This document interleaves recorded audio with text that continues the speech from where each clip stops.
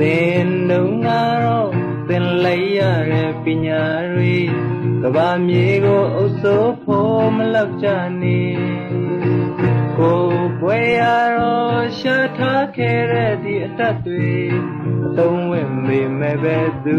မှမသုံးမေအတောင်လက်ပြေးပြီးကမှ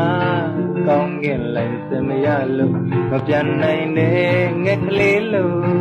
တို့များရဲ့ဘဝဟာလေးတကယ်လို့မနှရမရှိတဲ့ကဲလူငယ်ချေကြရီစေတန်းကြလို့တန်နေရတဲ့လူတွေတော့အိမ်ပိုင်ကိုပိုင်ကားနဲ့တထေးဖြစ်နေကိုဘွယ်ရတော့သူတို့တွေစီပြန်သွားပြီကားဒရိုင်ဝါဝင်ကလို့ဖို့ကိမေကိုဘွယ်ရတော့ပြန်ပေးနိုင်တာအခါမှာကြွားစရာကုန်ယူစရာပုံတစ်ချက်ပဲလေအတောင်အလက်ပြေးပြီးကမှကောင်းကင်လိုက်စင်မရလို့မပြန်နိုင်နဲ့ငက်ကလေးလို့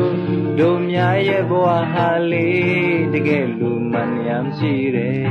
ကဲလူငယ်ချေကြရီ